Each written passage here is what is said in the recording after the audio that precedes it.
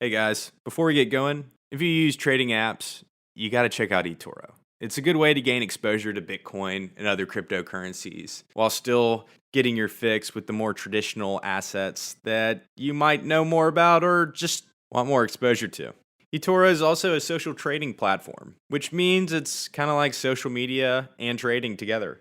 With copy trading, you can copy or just sort of adapt to the trading strategies of some of the best traders worldwide on the platform. This is not only going to give you exposure to how people are buying Bitcoin, but it's also going to show you what people are doing when they're expecting downturns or, one of those bull runs. So head over to eToro.com to get started on your 2020 portfolio today. eToro, smart crypto trading made easy.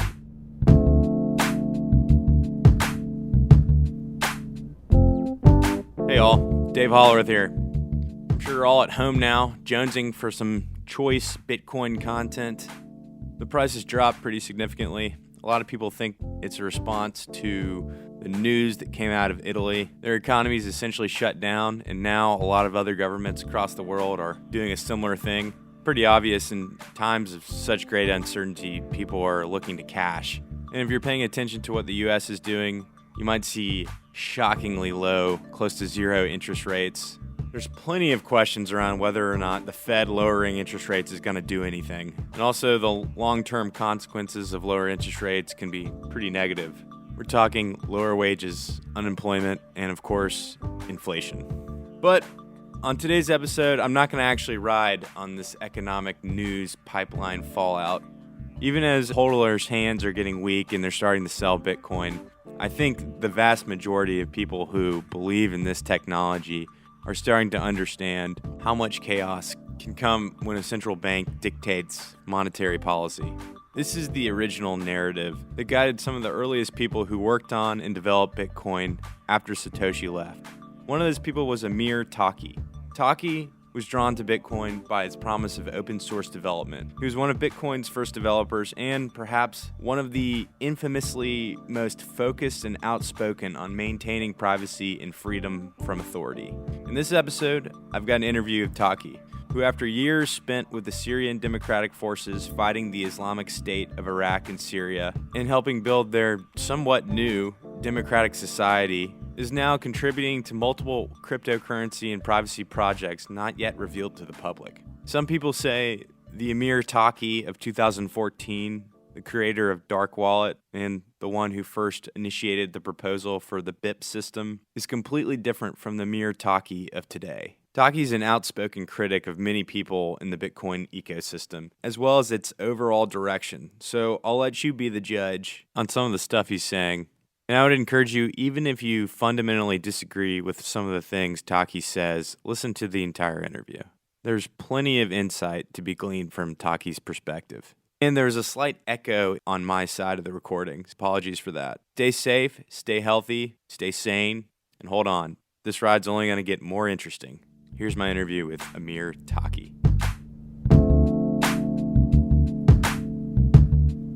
Amir, you were one of the first Bitcoin developers. You created the Bitcoin software library, LeBitcoin, as well as Dark Wallet, the first privacy-focused Bitcoin wallet to include a built-in CoinJoin mixer. But your team also came up with what later became the .onion market open bazaar. And this is all to say you've experienced Bitcoin's early development and were a major influence to that development. Those are the same years when some of our listeners wouldn't consider themselves as part of the Bitcoin community. And for those people, can you sort of explain what that time was like as someone who had eyes on the Bitcoin code? Yeah, it was a very optimistic time.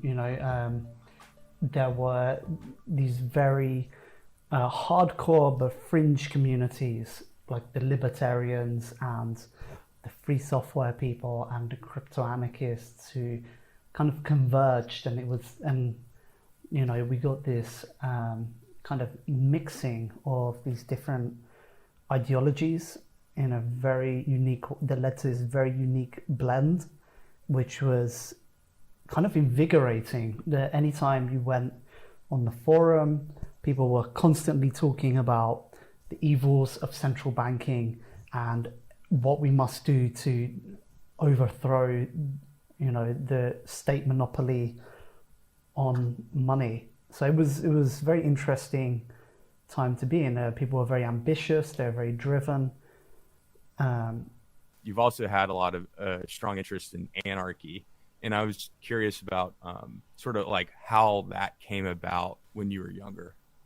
I think there's a lot of people that they kind of feel that there's something intuitively wrong in the world, and they're always searching in their lives. And I happened to be, when I was 16, discover about the open source movement, which for me was absolutely incredible. There are people all around the world who build this technology which play a foundational role in our infrastructure, in our internet. And I read the manifesto of Richard Stallman, in which he was calling for people to create a new free technology, and I found that awesome. Like I kind of decided at 16, I was like, I'm going to devote my life to make this dream happen, and it was something that captured my mind for the next decade. I became totally wrapped up in it, and I also got involved with technologists who are very much into politics, and went through many different political evolutions before, and really the anarchists, it's not totally a complete ideology, but it's probably the better of the bunch, in which it asks questions about the nature of society and hierarchy, and how we can create a richer, more sophisticated society. I imagine you've probably read Homage to Catalonia by George Orwell, but I've read that book, and a lot of your life experiences sort of I feel like are echoed in that book. I don't know if it means anything to you. The book. that book came to me at a real low point when I was in the front line in Syria. I was like, wow. What the fuck am I doing here? This is absolute disaster, really poorly disorganized. And I kind of read that book, and I was like, okay, all of this is pretty normal for any kind of revolution. Everything you describe in that book, it pretty much matched my experience in 2015. That's pretty amazing timing. Yeah. George Orwell, he was a remarkable guy. He was, and I really like what he said about writing, which is if you're not able to communicate an idea simply and directly to people, then you don't really understand the idea yourself. And I think we can take a lot from that, not just as writers, but in terms of technology, like the technology in general. If we can't build simple to use or simple to understand, and I'm not just talking about products or apps, but I'm talking about the actual pieces of the technology that we use to build technology ecosystems in general. If you can't build those components to be simple, to be elegantly architectured, then maybe we don't actually understand the thing that we're building itself. And there's something to be said for simplicity and minimalism as a design philosophy.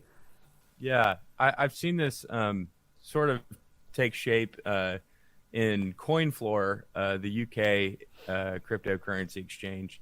They've recently sort of relaunched their services to only focus on Bitcoin, and especially reduce sort of day trading, speculative kind of buys.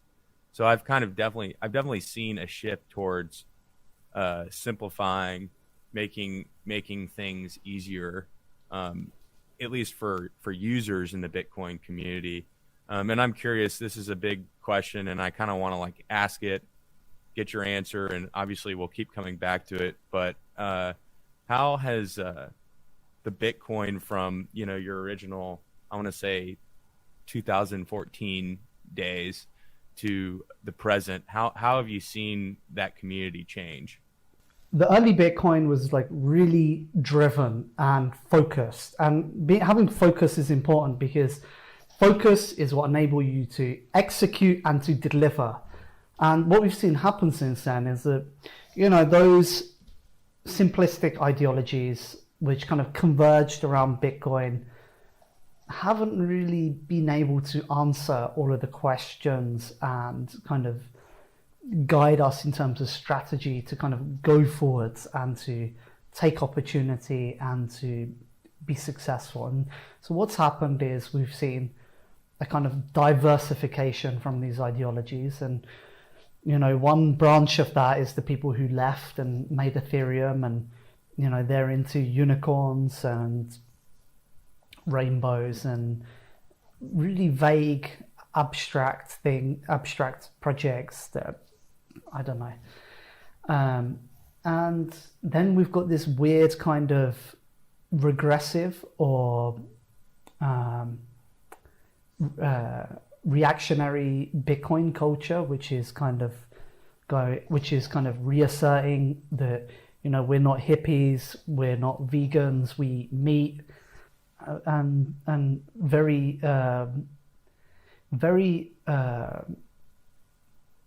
opposed to any kind of change or progress or development or advancement. And reality is that, social matters are complex and hard, and, we require some level of sophistication and strategy and development of thoughts, to really be able to use this thing, to be able to make something of this thing. So what I would say is that the difference is that today, people are a bit lost, and that's why you see all these silly lifestyle focuses, or silly because as human beings, we come into existence, and then we're like, okay, we're here, and then it's like, okay, I need something, I need to occupy myself with something, some kind of life goal that make me feel significant or purposeful or meaningful. And that's the whole point about having a role or having some kind of place, that you feel that you're not just a nothing, you're actually valuable. And people are always searching for these things, and people try to find random things to preoccupy themselves with. And the thing is that the society that we live in, we know that it's a fake society, that the reality of what we're being told on the TV versus the reality of what's happening around us, is very different. And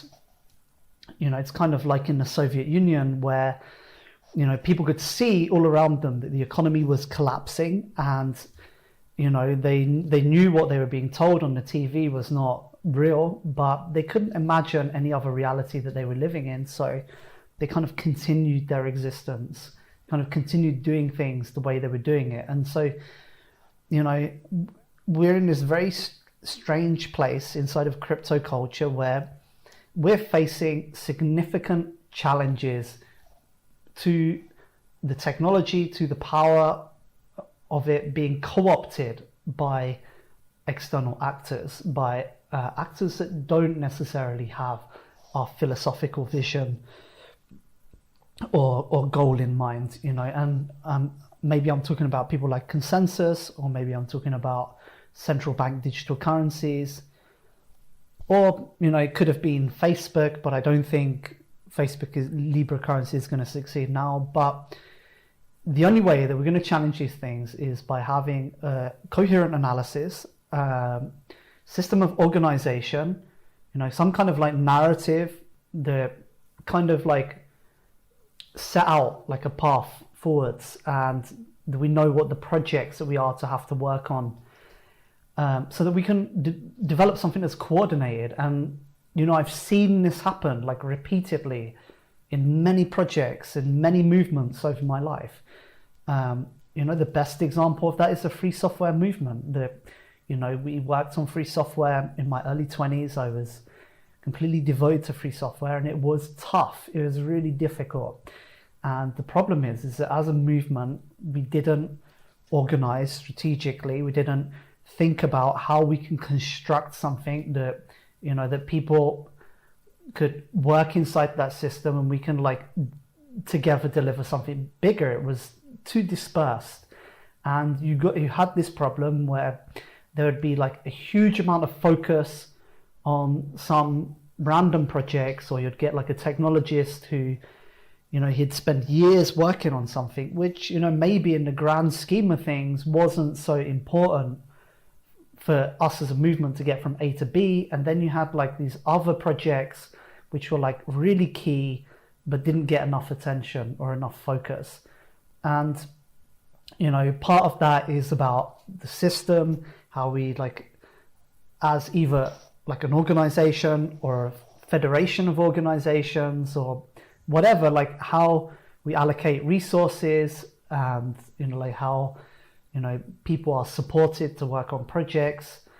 But the bigger emphasis that I want to draw attention to, which a lot of people always, when I talk about this, they focus on the kind of system underlying it, but that's not really the center of this. In some ways, the system of organization is kind of whatever. It's you can either have it or not have it, but the real focus that's important is the narrative, is the kind of ideas that we develop, that we kind of analyze, we kind of have a roadmap. We go, because okay, look, if I explain, when I build a product, I can write a really shitty code, and I can get it out there, boof, it's out, and I have something that's out, and then it's for that thing to grow, I need to bring on more developers, and I need to bring on more resources so that it can expand. But as it expands,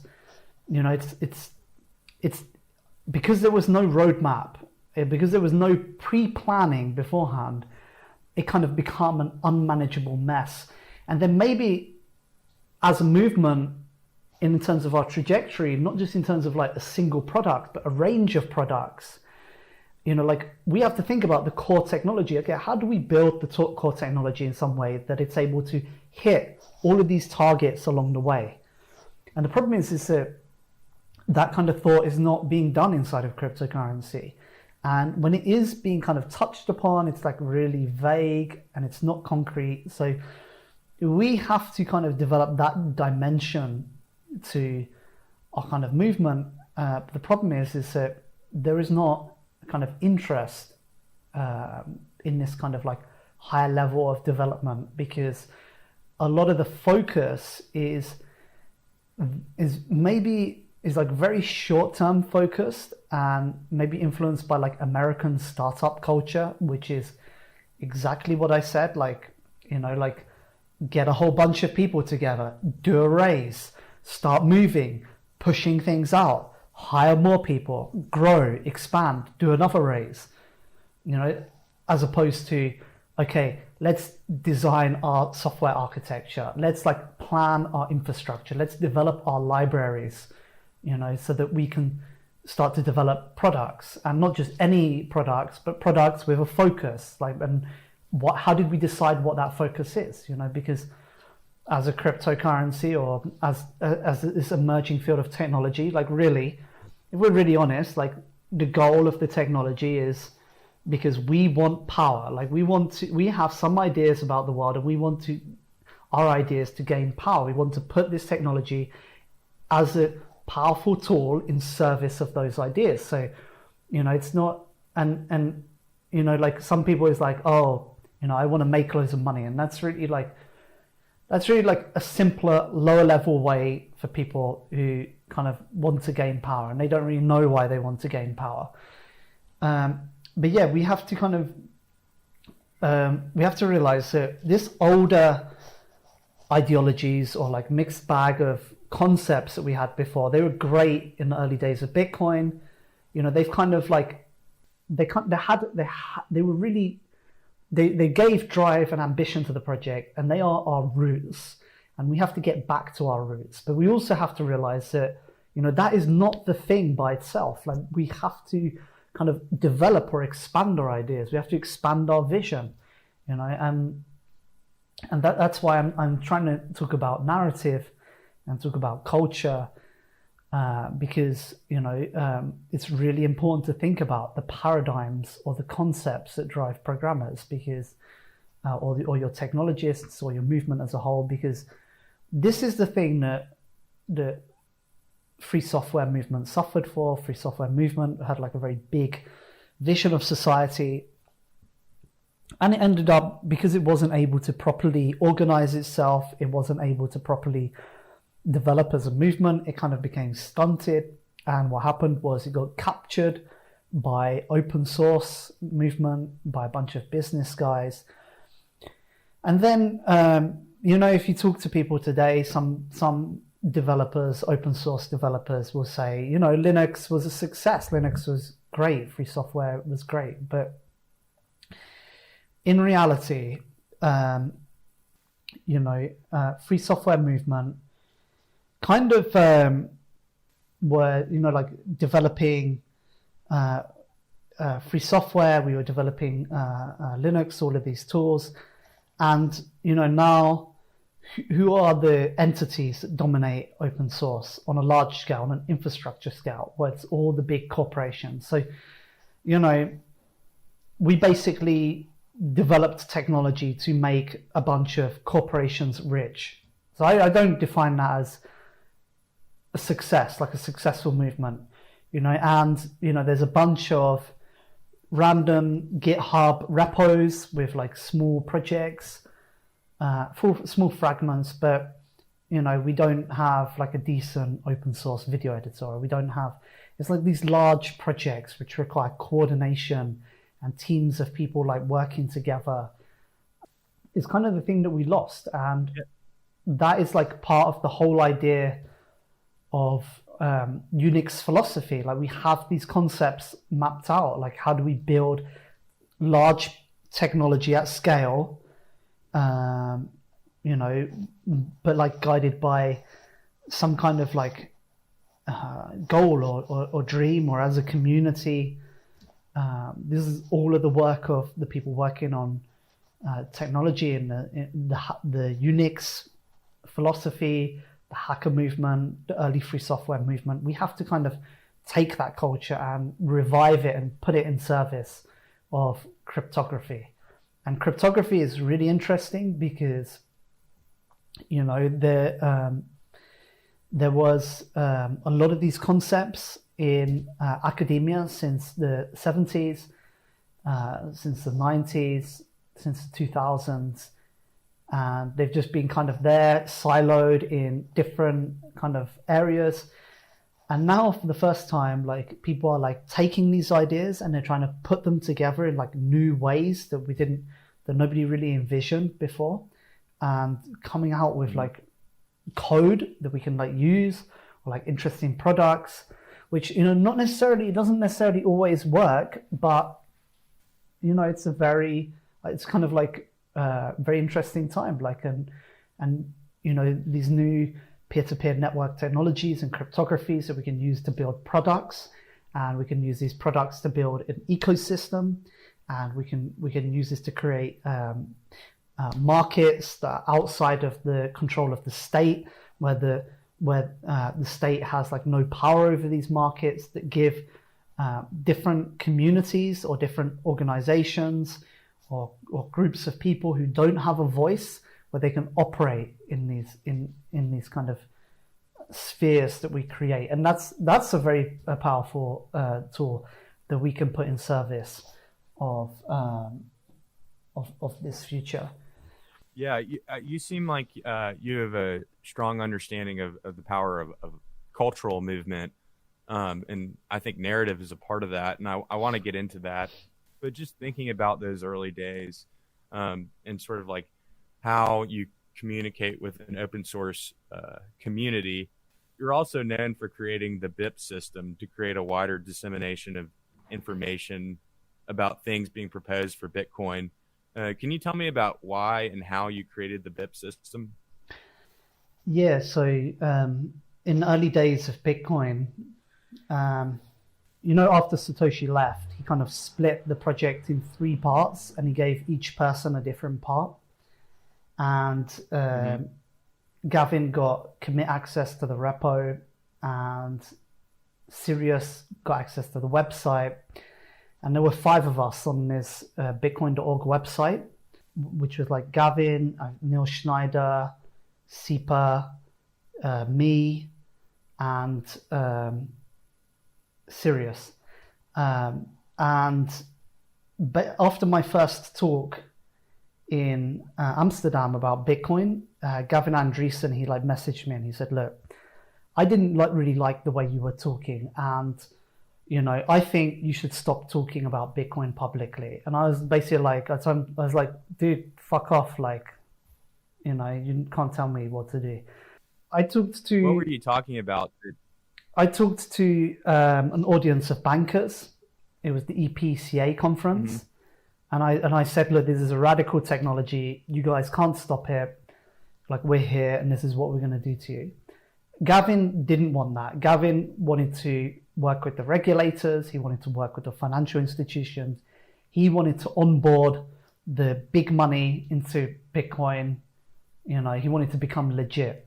And I said, I was the opposite side of that ideological pole. So Gavin started to put up roadblocks for me to participate in the project. Him and his clique of people, which he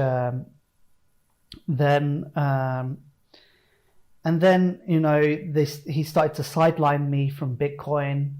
And every time I tried to make a commit, or I tried to contribute code to the Bitcoin Core project, it was blocked. So I was like, okay, it's impossible for me to work with these people. So that's why I started working on libBitcoin, and I started to rewrite Bitcoin source code to have alternative implementation, because I thought it was very dangerous to have a single implementation which was in the hands of Gavin. He needed some kind of counterbalance. And then the BIP system as well was like, Gavin, he's not smart. He doesn't have he's not a very good developer. And he had these crazy ideas that he wanted to modify Bitcoin with. So I was like, okay, there have to be some control to limit his power.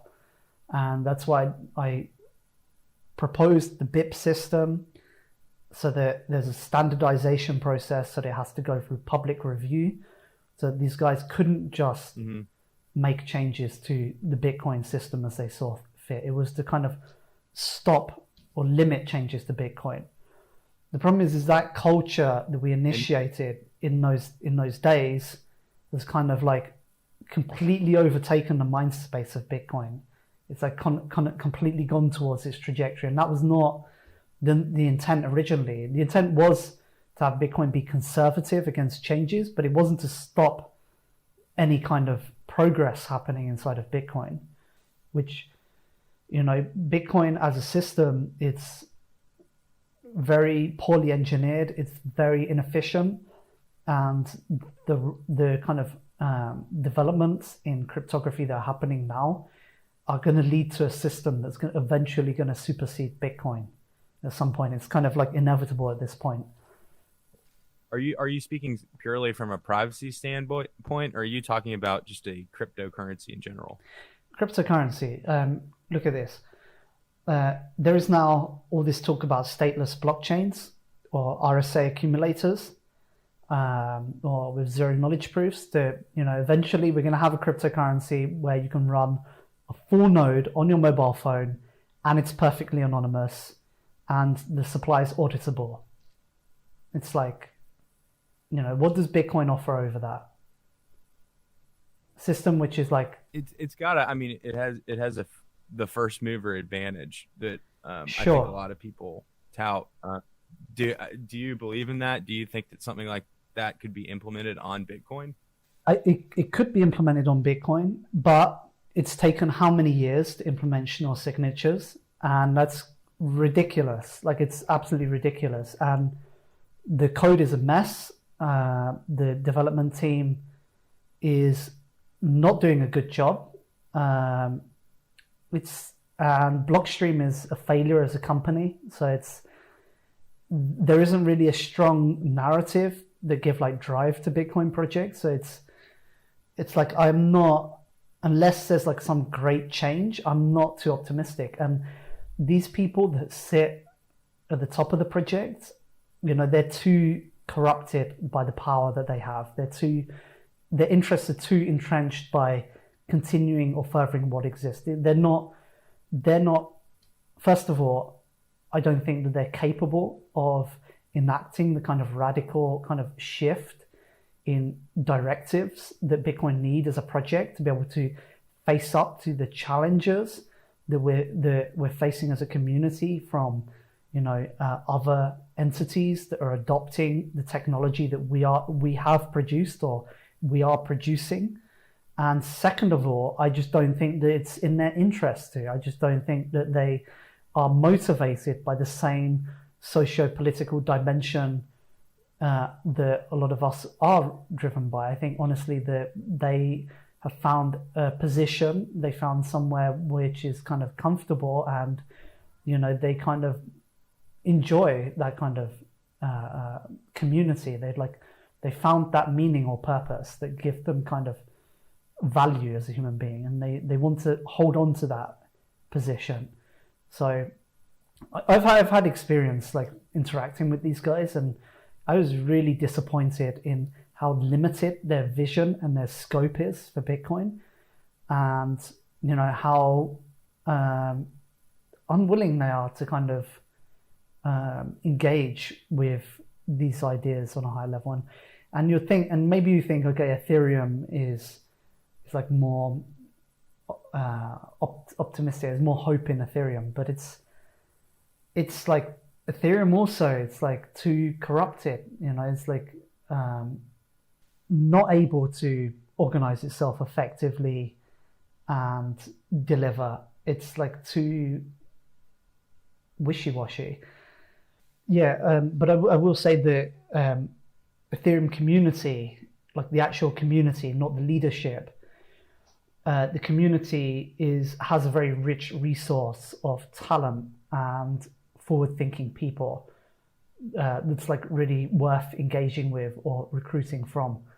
And it's kind of a mistake when Bitcoin tried to cut itself off from other cryptocurrency communities and present itself as above or superior, because really that's not who the main enemy is. That's not like where we draw the line at. Like really, and that's what I mean about this shift in focus. It's become a kind of lifestyle or a kind of identity politics where it's like, I'm a Bitcoiner, I'm a Ethereum person, I'm this, I'm that. It doesn't really matter. Like nobody really cares. At the end of the day, it's cryptocurrency, it's cryptography, it's an entity in itself now that's beyond any one of these singular projects. The really big question is one of economics, of the state, of the system, of central banks, of financial networks. It's like that's what we should be engaged in. But it's a lot of like really silly diversions at this point. Yeah, I feel like, well, to one of your earlier points about the American startup community, I'll acknowledge that I'm very much a part of that. And the conversations around mainstream adoption right now are very much sort of what you're speaking against or warning. I see a lot of the identity politics around Bitcoin, people, saying they're Bitcoiners on Twitter as sort of a way to simplify the narrative, and people who are working on different projects as somehow taking away from that narrative. Like, how would you sort of explain what you're saying from that context? Well, it's like, I don't really see Bitcoin people that much talking about their narrative. In fact, I don't even think they have a narrative anymore. I think there's just a vestige of something that existed before a long time ago, which is like people just paying homage to ideas that kind of get you into the community, get you accepted. It's like, yeah, I'm against central banks. Cool, you're a libertarian, you're one of us. But it's really doesn't go beyond that, and you're not going to get far if the conversation is not elevated to a higher level. But I'm not against American startup culture in the same way that I'm not totally for like like a world full of academic philosophers. It's I like this the thing about making a startup and how you structure a project and how you like put categories of people as founders, as staff, as investor, how you make a timeline, a budget, allocate resources. This is all really useful knowledge about how to execute and how to get something done and like how to make things happen. And I'm totally for that. And that's knowledge that was kind of missing from the free software culture, which is what existed in the beginning. But also the problem is that free software, it had the philosophy, it had the beating heart that drove the project forward. Like those people that they really believe in something, and because they really believe in something, they devote their mind completely to a thing. They even willing to forego profit. They're like not just doing it 9 to 5, but they're like really in the thing. Those people are like very special, and those people are like what really carry your project forwards. It's the people that is not so valuable is not the paid employees. It's not the really expensive cryptographer or the really rock star dev that you're like paying a huge salary to. And it's important not to lose the focus, because when we lose the focus, that's when we start to get co-opted, that we no longer like realize like, okay, where is the actual core of our movement lie? And that's kind of what's happening now, is because everybody's so focused on doing something or getting something out the door, but it's not really like nobody's stopping to think, okay, like where are we going towards, or like for what are we doing this? And so you get like one project, and you mentioned Open Bazaar before. Open Bazaar, everybody gets really excited about it. It doesn't deliver, it doesn't work out, it doesn't deliver to people's expectations about like what will be the effects of it. Then people like lose hope in that project. Then something new comes along, people invest all their interest in that, everybody start pushing that thing also doesn't work out. Something new come along, people go into that thing. It happens over and over and over again until people start to get exhausted, people start to lose hope. And that's like a process that it just repeats itself over and over and over again. I've seen it happen throughout all open source projects and the entire movement as a whole.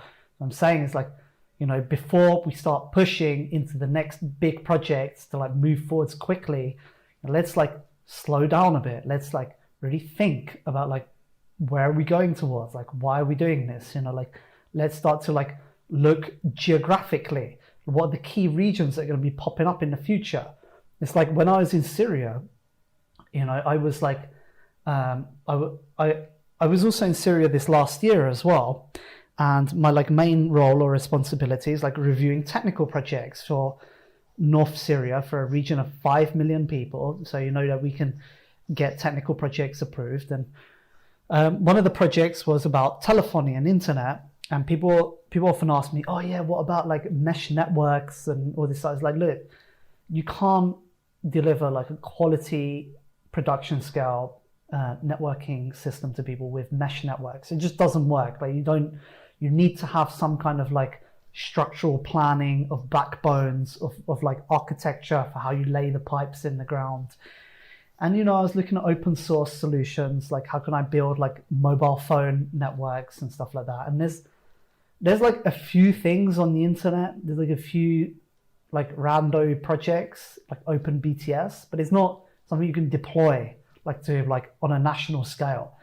And in the end, it's like we literally just had to cut a deal with a private company to come and like lay the fiber down, to come and create the telephony networks, which is not great because it's like, now you like give a private entity control over your telecommunications infrastructure, and you don't know what hostile powers exist outside, what kind of surveillance infrastructure they install inside your telephony, which is a shame. It's like a good example of like how open source has failed to deliver. And then I was like looking at cryptocurrency. I was like, okay, how can we deploy cryptocurrency?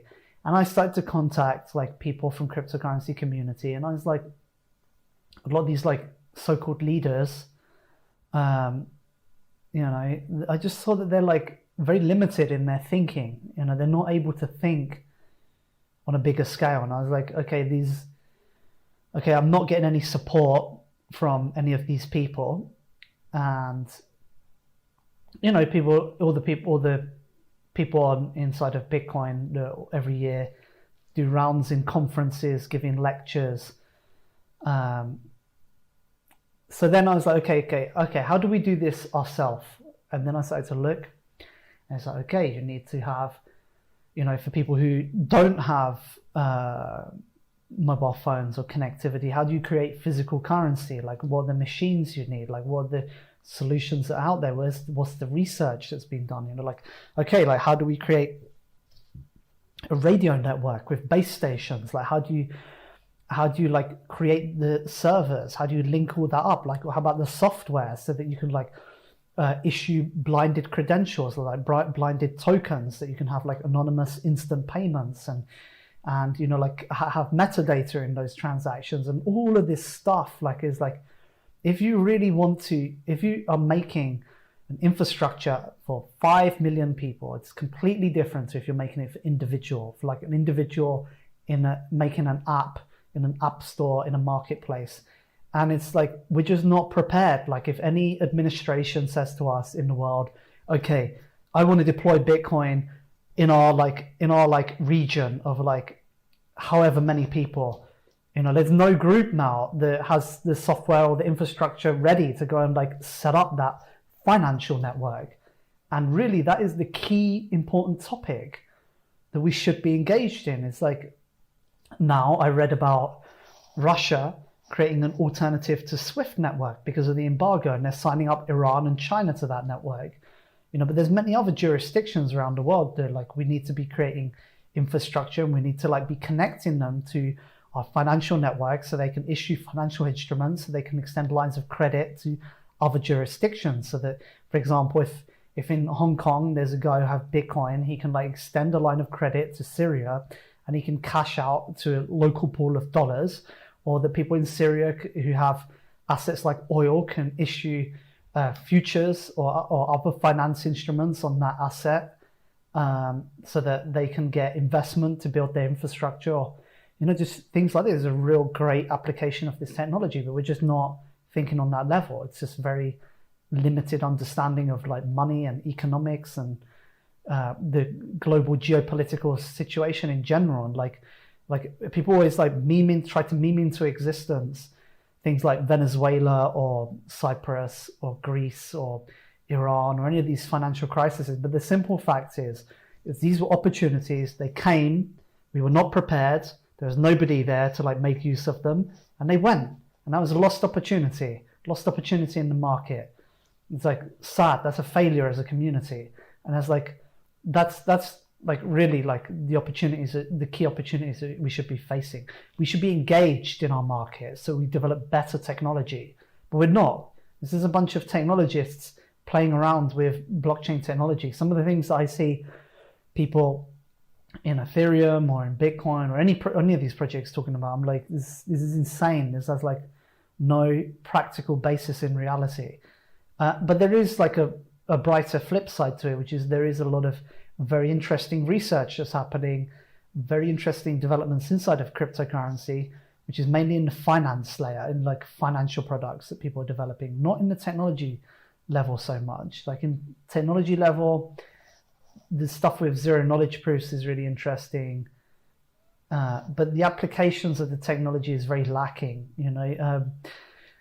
I saw the speech of Vitalik in Shanghai, and he was talking a lot about different techniques and different mechanisms and going, oh, this thing is interesting, this other thing is interesting.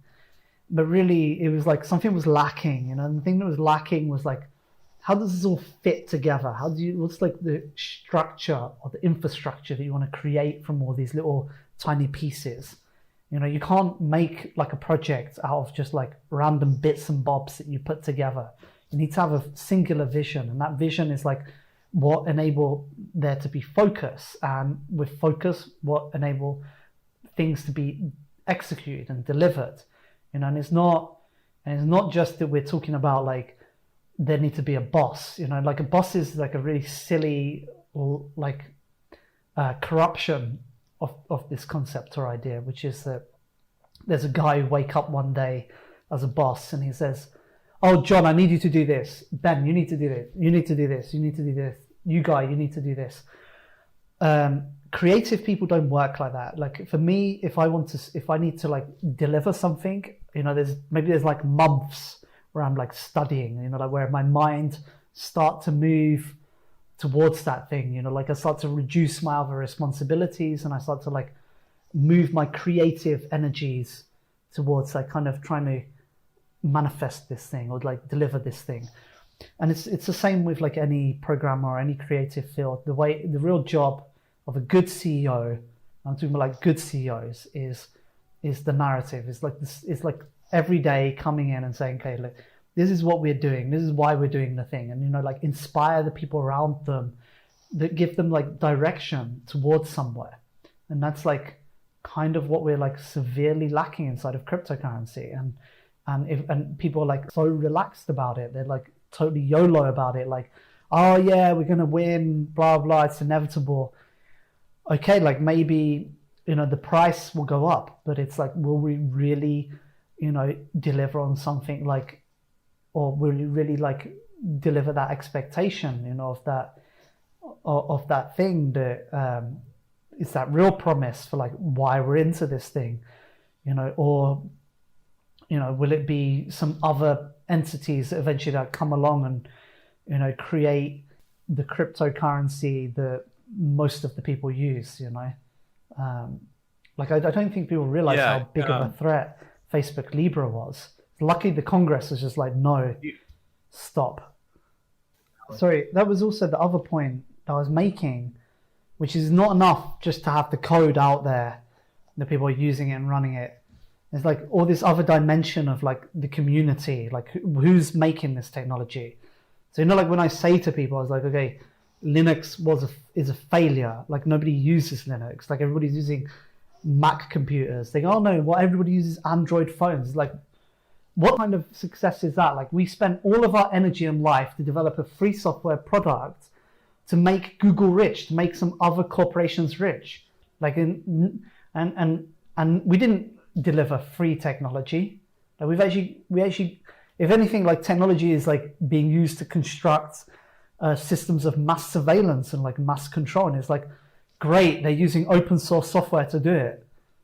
It's like, we need to like really shift our mindset, like to have a more sophisticated understanding of technology and like really deepen our perspective, and like go, okay, like, strategically, like what are we doing as a community? Where are we putting our energies? Because it's kind of ridiculous in Linux. Like we had like 20 desktops and they were all really shitty. And like everybody was like putting their energy, there was like all these splits and forks because everybody was like, oh, mine's like slightly better because it has like the button over here, or that you have this menu over here.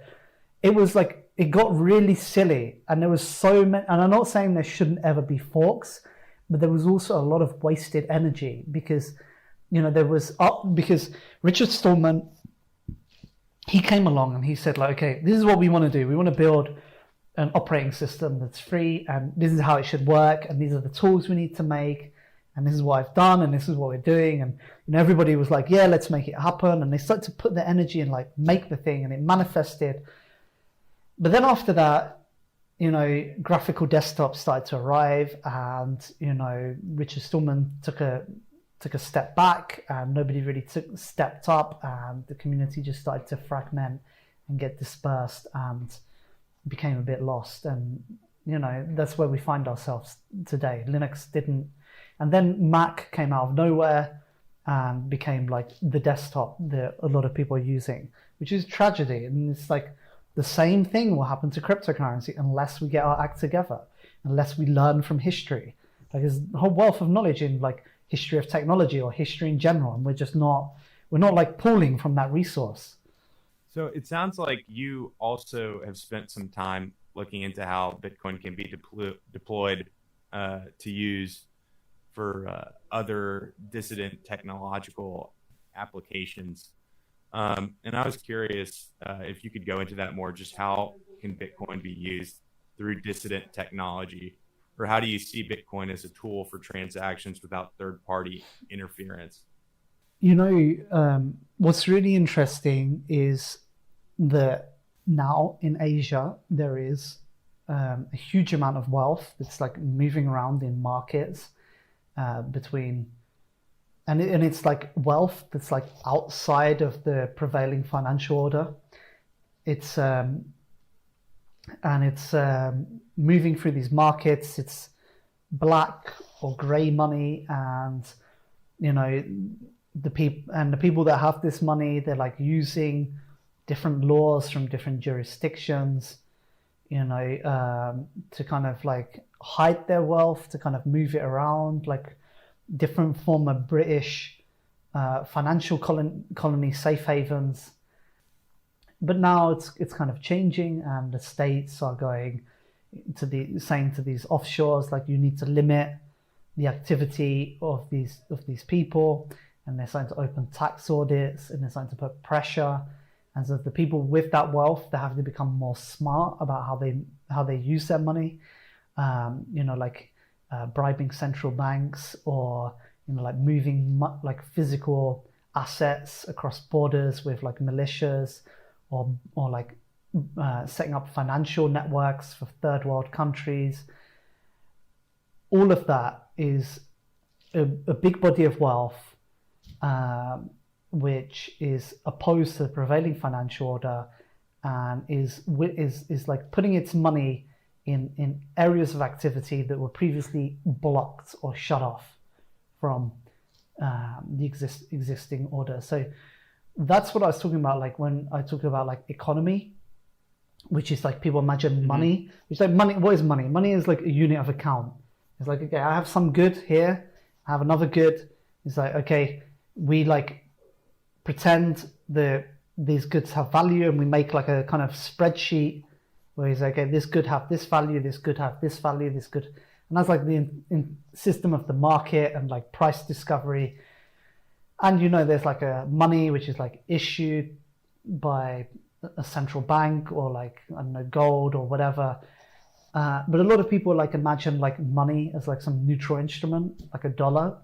But a dollar is not really a dollar. A dollar is like if I for example have a Swiss bank account, I can get and to get that bank account, maybe I need Swiss residency, and I have to pay like a huge amount of money in taxes, and I have to like get fucked to be like part of their secret club, their special club, because I'm an outsider. But I'm part of the club, so now other people with Swiss bank accounts, legit people with money in Switzerland can invest money into my bank account. They can invest money into my project or my company, but if I've got a Seychelles bank account, they're not going to send money to a Seychelles bank account. Likewise, if I have money in a Seychelles bank account, I can't send my dollars to them. So it's like really what we should be talking about is financial networks and the utility of the credit that you have inside of these financial networks, the things that it can do, that it can enable to happen.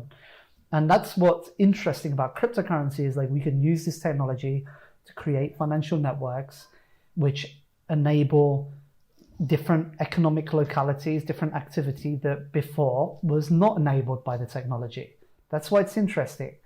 And that's why I always talk about money laundering and drug dealing and terrorist groups, because like really that is like the super political edge of, you know, changes, like stuff that is downright illegal, that's like completely illegal, like terrorist organizations. And you know, they like ISIS has been raising money with cryptocurrencies. They can send any amount of money anywhere in the world to fund their groups or their activities. That's a very big deal. I don't think people realize like how much of an enabler that technology is. And people go, oh yeah, dollars, blah.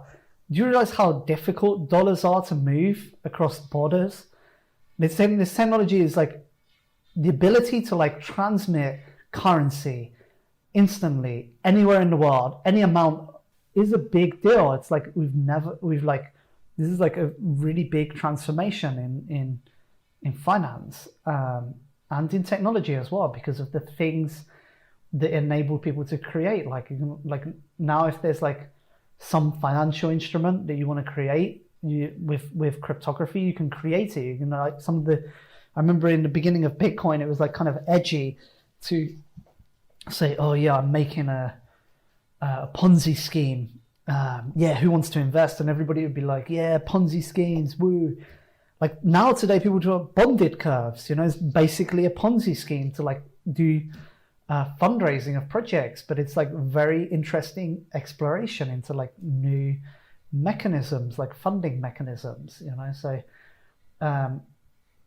this is like kind of a renaissance that we're like facing in like cryptography and technology and finance, and you know, like maybe like a kind of renaissance is overdue. But you know, also I talked about terrorist groups, but you know, for example, you know, like North Syria or Rojava, like the ability, you know, like for example, they're an upstart political entity which is like surrounded by hostile powers, and even though, like for example, America and Russia or Turkey and Russia are enemies, or like, you know, they're like opposed to each other, they also have a lot of like military and economic agreements on many levels together. They work together on many levels. Like the stuff you see in the media where they're opposed to each other is like one thing, and yes, that there is like clashes of interests, like opposed interests, like, you know, maybe one guy support the rebels and another guy support Assad, which is like the Russians. But you know, they also work together in many other ways. Like they have many other interests. And in the case of North Syria, you know, like they're in a very difficult situation where basically everybody is hostile to them, and there's a prevailing financial order, which is like, you know, like if you want to be able to, I don't know, gain some, be able to purchase some kind of parts on the open market. First of all, you're blocked from the open market. They, you know, like they say, okay, you're not allowed, even with your own money, to have access to the market. So then, like maybe they send representatives around the world, you know, like to open shell companies and, you know, start talking with other companies. It could be like an agricultural part. It could be something like really silly or stupid, you know, or something that's like necessary. And, you know, start to talk with a company, and the company's like, yeah, I'll agree to sell you this thing. So then it's like, okay, how do we get the money to them? You know, how do you get the money to that company? So the ability to like transmit cryptocurrency, like from one place to another, is like a big deal. You know, it's like enable that new political entity to kind of support itself. And that's why also the liquidity of these pools of capital is really important. That's why I'm talking about financial networks, because like we haven't really been kind of focused on building out the technology or the infrastructure to enable these financial networks, and we haven't been engaged in the places that actually need these financial networks, And so because we haven't been engaged, we haven't got the feedback, and that feedback hasn't enabled us to think about how we need to improve the technology so we can go forwards. So you traveled to Syria after your time as a Bitcoin developer, and you served in the army for about a year, and then spent the next 2 years working on development projects.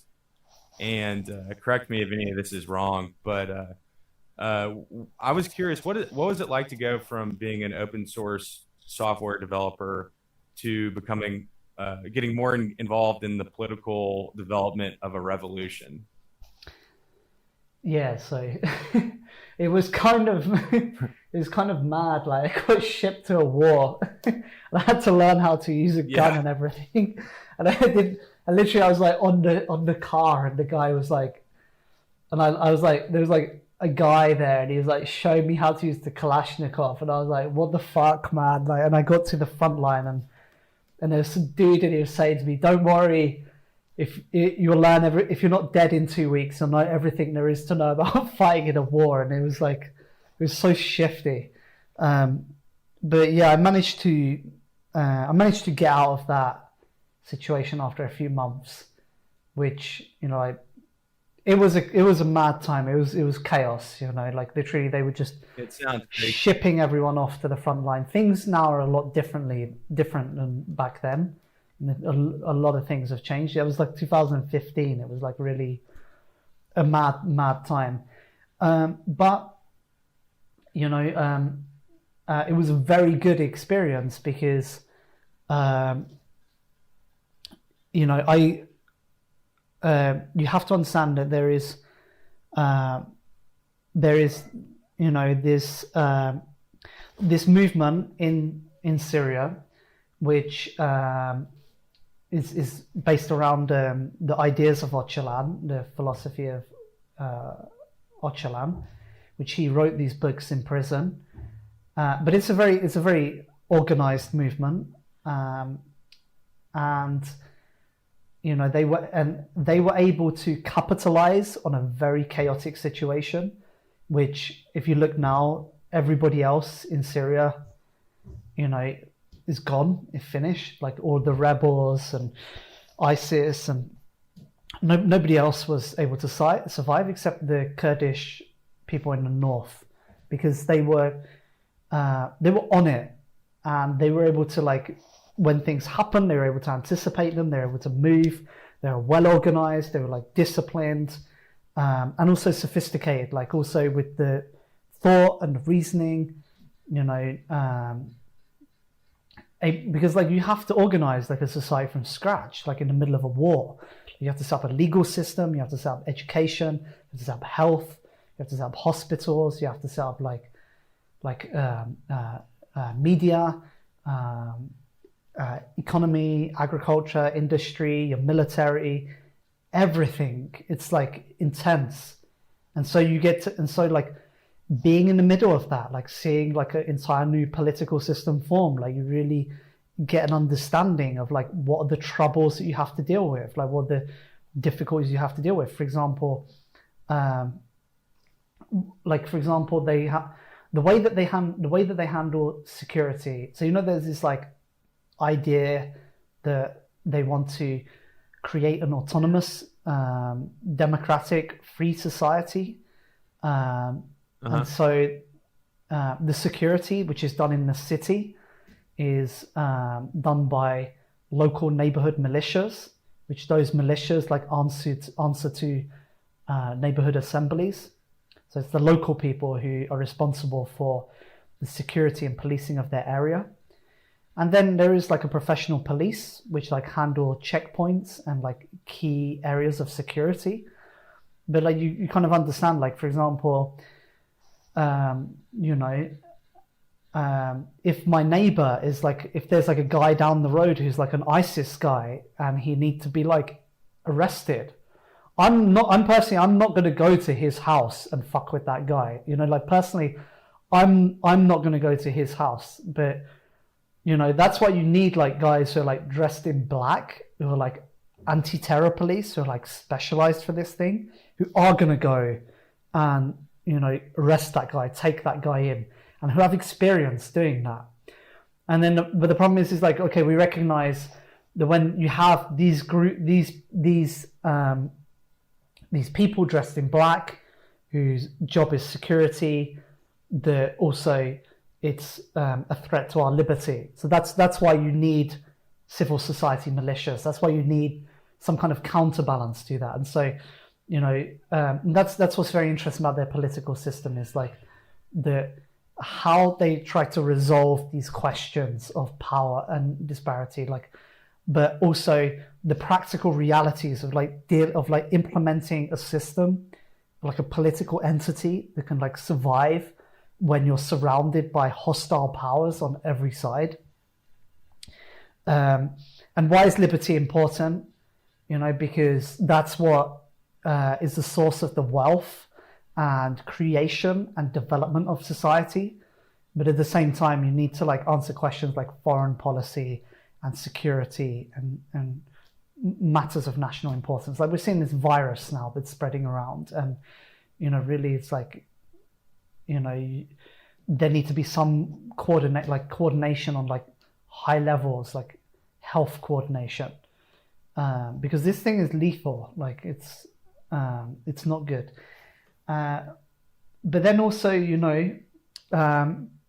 when you have militias that are responsible for manning checkpoints or doing local security in a local neighborhood, maybe they're not so professional in how they handle things sometimes. A policeman is trained to handle many situations, and I saw that happen myself. People are not prepared, who are amateur in dealing with security issues. So that kind of thing, seeing it firsthand was okay, it gave me an understanding about how do political structures work, how do people navigate political structures, and how do you coordinate at scale? Because you have to imagine that a country of 5 million people, the level of organization that you need to have to coordinate all of that thing is it's immense. You can't just be a group of funny activists who are having funny parties and doing random things. You really need to be serious, and you need to be focused, and you need to have a direction. And that's what I mean about cryptocurrency right now. It's a bunch of kids who they have too much money, and they don't really work that hard. A lot of people is very unfocused in and wasting their time, and it's not and also the leadership is ineffective, it's incompetent, and it's not giving a good example to people. That experience you had where you saw a very a society under really intense external threats, fascism, if we're thinking about the Islamic State. What do you think the Bitcoin community could learn from that, from the group? I mean, I guess sort of autonomous Kurdistan at this point. I think people can learn a lot. The biggest advice I'd give someone is don't read about Rojava, but actually read the books of Öcalan, which is Manifesto for a Democratic Civilization, parts 1 and part 2, which is honestly the best book that I read. It inspired me a lot. And it's a book that you have to kind of study, because he mentioned a lot of historical events and a lot of thinkers, and you have to kind of go off and study those people. Also interesting is the article by Adam Curtis on Rojava. If you search Adam Curtis Rojava, that's a very interesting article. And Adam Curtis also made a documentary called Hypernormalization, which talk about politics and technology and Trump and Putin and ISIS and all of these things. Very interesting documentary. So on that level, I think what that can contribute to people is giving them a wider perspective of political systems, political philosophy, economics and sociology, which enable them to more effectively direct their focus and their energy. But then the second point is now we need to organize, and we need to organize to be able to spread our ideas and to be able to support the people in our community, to be able to work on projects that are valuable, to find the resources to support people. And we need to create a structure, and also we need to educate people. And that means, and that's what we're essentially, I've been trying to do for the last few years, which has been difficult because I haven't got any support. So I've had to kind of try to gather resources, but we need to start to come up with a proper structure, and not just like a structure which is engaged on like doing things and like paying salaries to people, but also having a space inside of that which can support people with potential, enhance or develop our human resource, which every time I go to any of these blockchain crypto conferences, there is like a huge amount of young people that they're really ambitious, they're very creative, they realize that like this thing is going to be big in the future and they want in, and they're like, and they're very smart, and it's like a valuable human resource that at the moment it just end up like doing slave work for random companies or silly things. And what we need to do is we need to create a base which can bring these people in and educate them and give them orientation and direction, because that's our future. Our future is not the really expensive people that we give salaries to now, which maybe if you're making a business, you need to do that so you can deliver a product. But we also need to be investing in our future, and that means like the education of the next phase of our movement. And there's very little attention that's given to that, or and everybody's like kind of got this mentality of like, okay, well, what's in it for me? Like, what do I get out of this? When it's like, it's like it's such an important directive for us as a whole, yet the amount of investment that it requires is comparatively very small compared to some of these really silly projects that we know everybody knows is not going to go anywhere. But the problem is like everything have to be phrased in terms of a short-term investment, which is like kind of a tragedy, because if we can't together as a community pool our resources to invest in strategic areas that are good for us as a whole, then we are going to get dominated by other groups who can and do have the capacity to do that, which is either states or global corporations.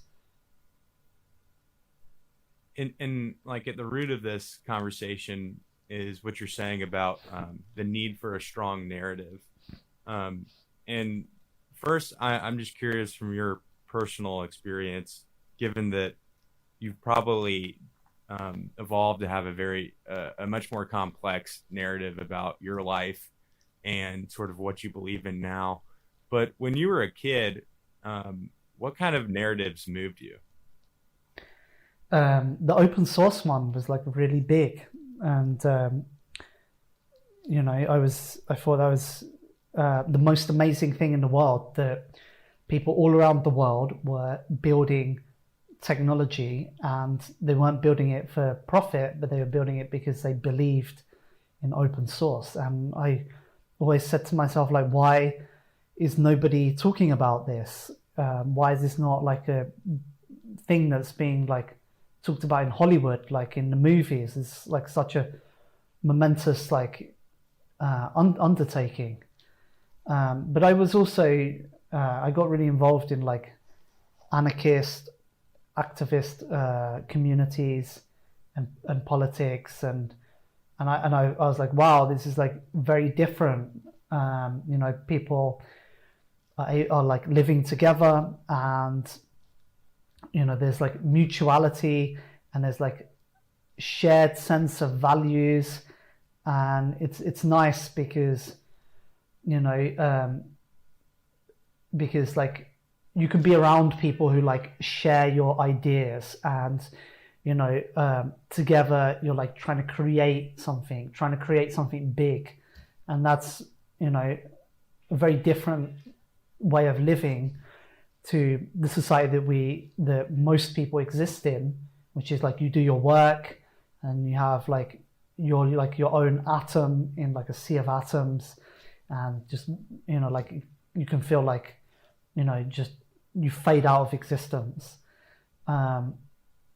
That's important, and that's something we've kind of like lost sight of, and kind of what we need to restore back to the society. Yeah, I mean, when you talk about the open source movement, the best example that I've encountered in my experience, at least in the last 2 or 3 years, has been sort of the work that people do on the Tor project. I don't know if you have interacted often with the Tor community, but yeah, I'm involved in the Tor project. Actually got taken over by SJWs, and there was all these problems with sex scandals and whatever. And it's like, I don't understand. Like, this happens all the time. Like, why people can't be professional? Like why also there's all these leftist infiltration of projects, and and yeah, it's very disappointing. But I'm involved in NIM now, which is an alternative to Tor, because we know Tor has been broken, and NYM TECH NIM Tech. We know that Tor has been broken for many years, and but with the shutdowns of all these drug markets recently, it's kind of like definitive, like there's like conclusively the authorities and agencies like have a handle on Tor. So Mixnet is an alternative proposal that's existed for many years, and now we're developing this technology, but not just developing this technology, but also interested in like the entire ecosystem of tools and libraries that we want to create to enable people to build anonymous products, in particular a focus on cryptocurrency and dark finance. Now I'm working on a project which is, so I'm helping to develop NIM, but I'm also working on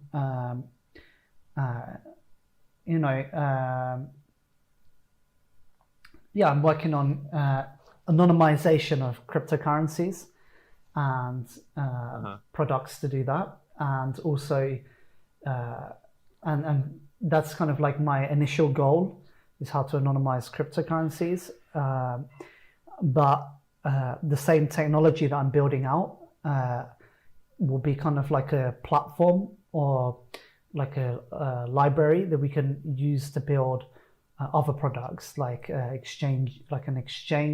decentralized exchanges, marketplaces, and then also like a generalized platform for like issuing anonymized smart contracts and different financial instruments. Are you planning on integrating Bitcoin in those projects? Yeah, all of the cryptocurrencies. Do you have like a name for any of them outside of NIM? Or no, it's is not that sort of like public still yet. being... And I also wanted to ask about the Hacker Academy that you've been running in Spain. Can you sort of tell me where you are with that? I guess these are probably the projects you're working on right now. At the Academy, but can you tell me? There's a Lightning Hack Day that's happening in April in the Academy. The Academy in Barcelona is the first academy that we're making. Like, the plan is in the future to have more academies, and the Academy is one part of like a bigger thing, which is like the incubator or the Hack Lab. So we want to start to bring in projects and interesting projects and kind of nurture these projects and develop them into entities or products, and have some of these products be profitable so we can bring in income and we can invest it into like other products. And the academy is like one part where we want to kind of be able to do training for people, like maybe some classes about cryptocurrency, but then also like more intensive trainings like for people that either for like our organization or for the people that are working on different projects. There's like a more commercial aspect, and then there's like a more non-commercial aspect. I wanted to ask too about one thing I've heard. I know you've worked with Vitalik in the past, or at least collaborated with him. He was the original guy who covered your release of Dark Wallet for Bitcoin Magazine. And I know when the Ethereum fundraising sort of started to pop off, I think you were in Syria at the time. But I was just curious about your thoughts on Vitalik. You mentioned that a little bit earlier. I've heard a lot of people talk about when people lose their way, about a good thing to do, sort of like all these disagreements that happen in the community. A good thing to do is sort of to remind them why they got involved and to sort of be able to channel that. So I was curious if you could remind Vitalik of anything back from, I guess, the pre-Ethereum days. What do you think you would remind him of? That he was in our hack lab and we were feeding him, and not just him, but other developers, and offering a space for people to come and to work on projects and training people. And therefore he has a duty or responsibility to pay it forwards to the next generation of developers. Yeah, this whole conversation we've been hitting on narrative.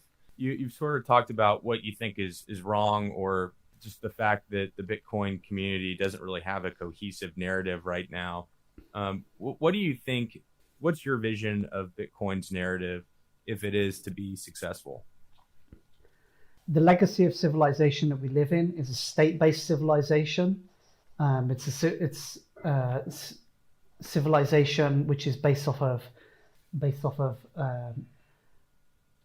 hierarchical system of control, specialization of labor, which lead to all the modern problems we have with like alienation and domination and authority.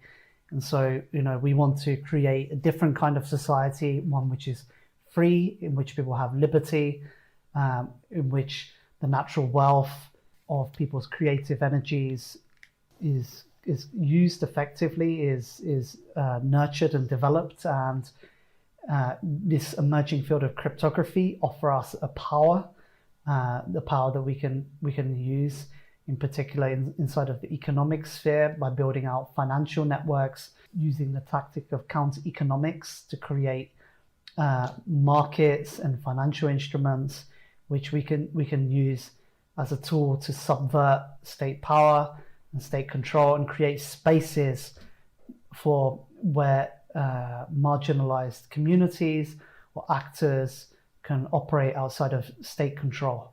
I don't know how well I answered that for you, but I'm always interested to improve. So I had a question about Dark Wallet specifically. Mm-hmm. In the article that Aaron Van Weerdum just put out about Dark Wallet, he pointed out that it's been alleged and unverified about whether or not the Islamic State used Dark Wallet for fundraising. I mean, I'm sure you've heard about people talking about this. I was curious about what your thoughts were on that, even if you could verify it or unverify it. They didn't say they used Bitcoin for fundraising. They didn't say they used Dark Wallet for fundraising. They said that they said Bitcoin is a great tool for fundraising, and they do use Bitcoin. But they did say that they were looking forward to the release of Dark Wallet, and it would be like a great tool, and that they ask Allah to hasten its usage. And you asked me what I'm thinking about that. I was like, there was three major events that year, which was the first was that the European Central Bank released a report about the top 5 key money laundering threats, and dark wallet was one of those key threats, which is pretty fucking cool. I don't know what's more cool than having a European Central Bank put you in their report about key money laundering threat. The second thing was that news about ISIS saying, dark wallet is going to be great. We want it to happen.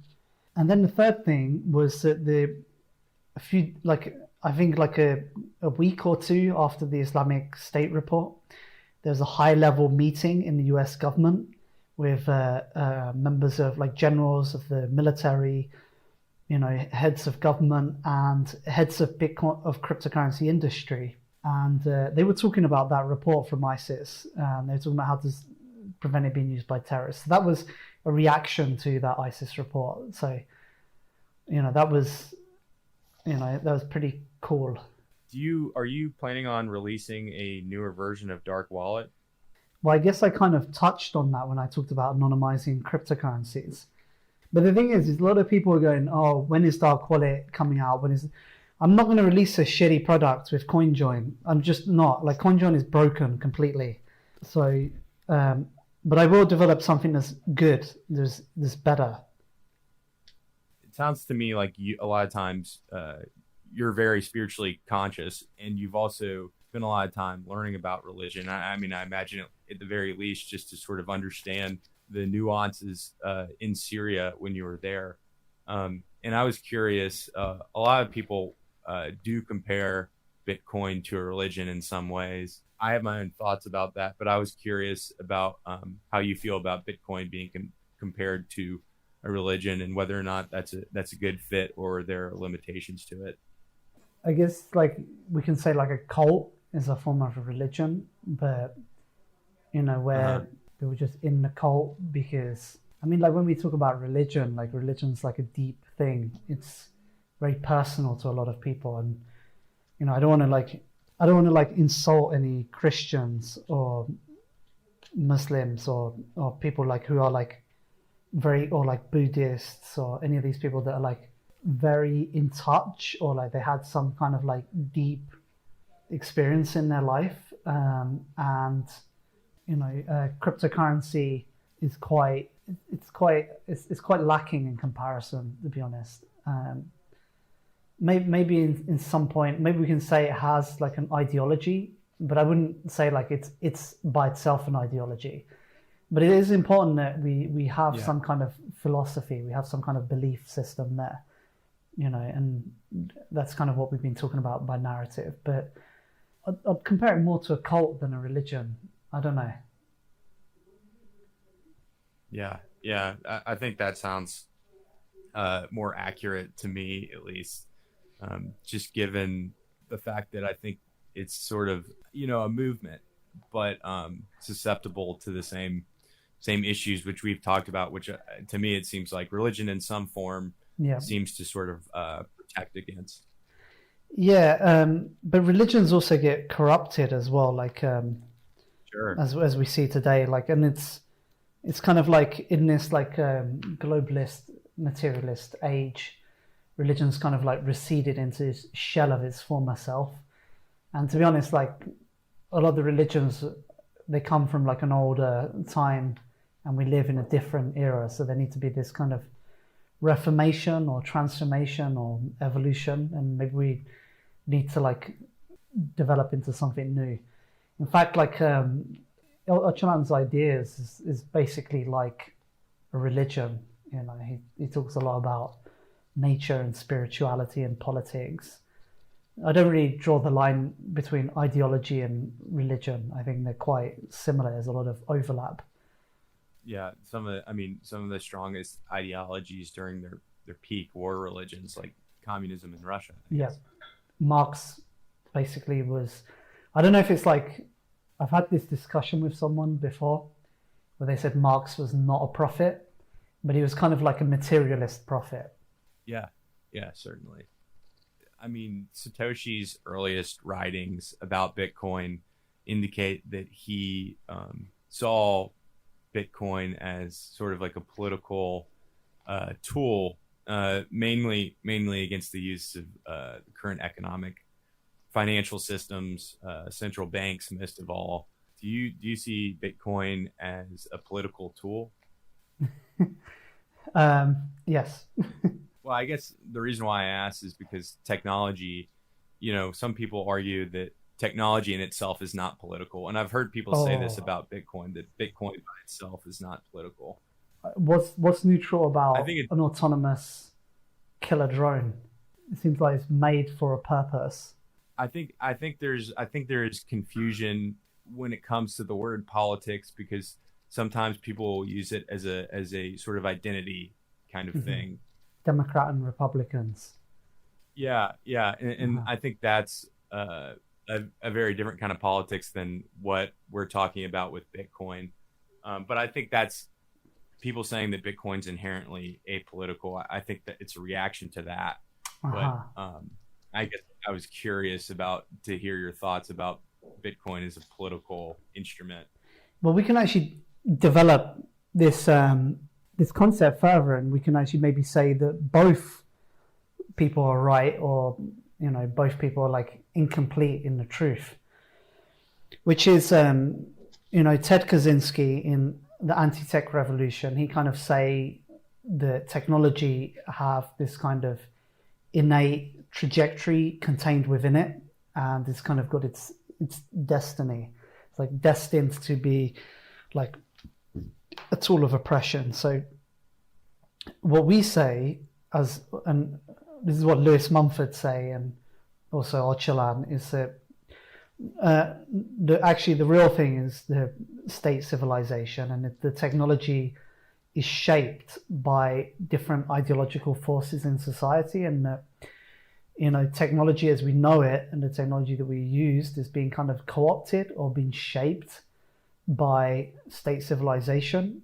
And that's why we're intimately familiar with the domination that is kind of enabled by technology, which is kind of represented at its apex by the pyramids, which is these gigantic like monolithic structure that were built by slaves. But then at the same time, it's like, okay, technology is influenced by politics, by different ideologies and competing philosophies, vying for power, and they continually like develop new technologies, or they invest their energies to like birth or advanced technology. But then at the same time, like maybe the technology as a force itself is not got any kind of trajectory. It's like maybe just like it's this thing that's like guided by these different forces. Yeah, there's like a Greek word for that, which is, I think it's not mechanism, but it's machina or something like that. Yeah, because the alternative is if technology does have a teleological force inside of it, then there's really no hope for us. We're kind of like going to lose to the AI. Yeah, that's like the ultimate idea.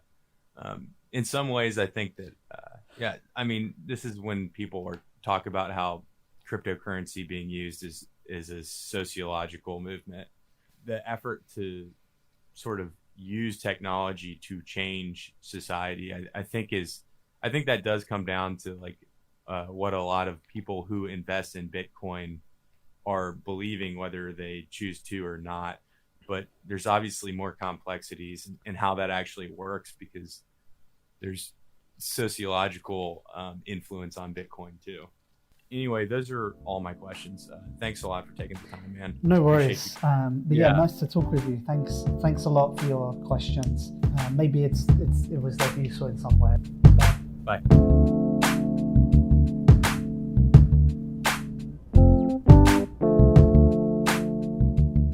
The Bitcoin Magazine podcast is a BTC media produced podcast on the Let's Talk Bitcoin network.